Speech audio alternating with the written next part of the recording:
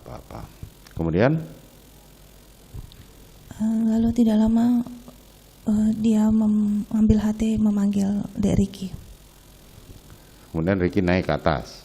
Tidak, saya disuruh masuk ke dalam kamar. Oh, saudara masuk ke dalam kamar. Ya. Saudara tahu apa yang disampaikan suami saudara kepada Ricky? Tidak tahu, karena saya di dalam kamar.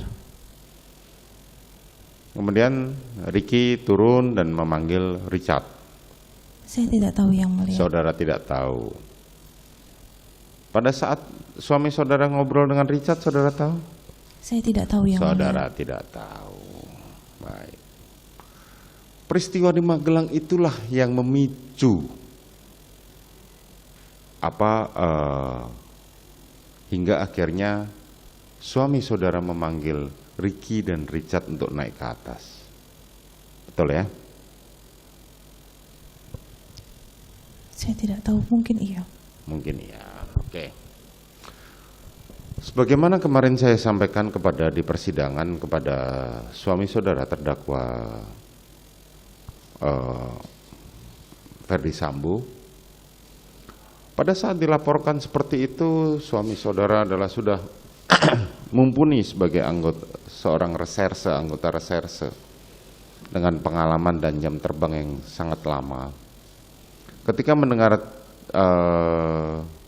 cerita saudara, kami mempertanyakan kenapa tidak dibawa untuk visum dan kenapa tidak diadakan itu, karena ada banyak hal yang dipertanyakan.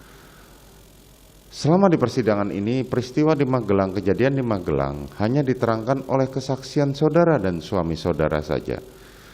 Dari keterangan saksi-saksi seperti Susi, Richard, maupun Ricky, maupun Kuat, tidak ada yang tahu mengenai peristiwa Magelang itu. Sehingga kami mempertanyakan, kenapa saudara ke suami saudara, kenapa saudara tidak membawa istri saudara ke rumah sakit?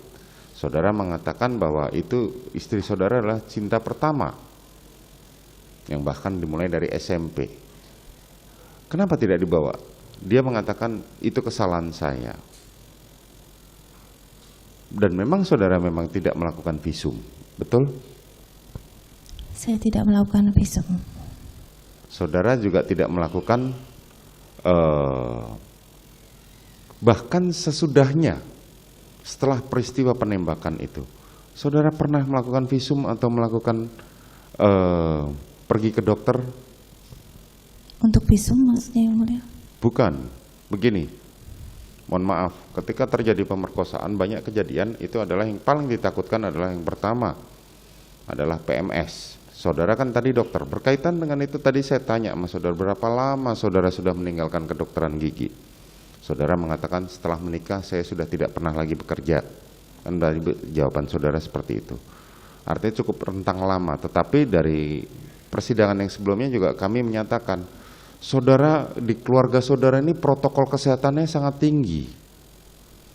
Bahkan datang harus swab PCR segala macam. Sehingga kami melihat bahwa saudara mempunyai standar protokol kesehatan yang sangat tinggi, tapi berkebalikan dengan peristiwa di Magelang itu.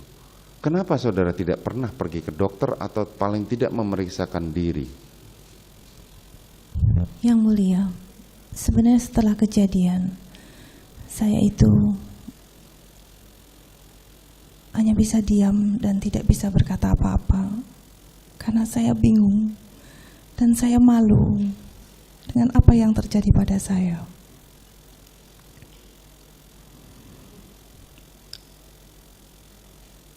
Dan saya tidak tahu harus bagaimana sebenarnya.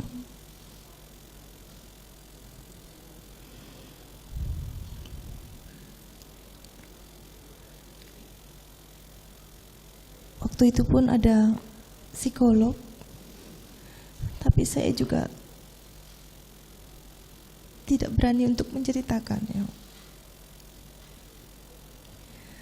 Karena bagi saya ini adalah aib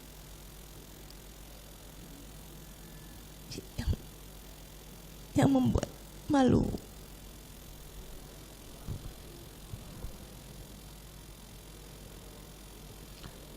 Suami saudara ketika didengarkan kemarin di kesaksiannya Sugeng Putut, dikatakan bahwa peristiwa di Magelang itu ilusi demi menutupi supaya itu tidak diungkit-ungkit ketika skenario pertama berjalan.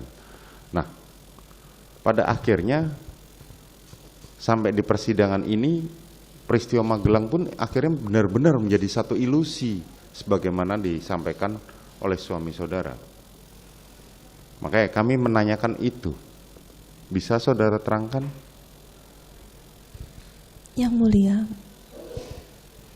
sebagai korban kekerasan seksual, tidaklah mudah untuk menyampaikan, bahkan kepada suami saya sendiri saja. Saya sebenarnya malu, karena saya tidak tahu apakah bila saya mengutarakan peristiwa tersebut, suami saya akan mencintai saya dan mau menerima saya kembali.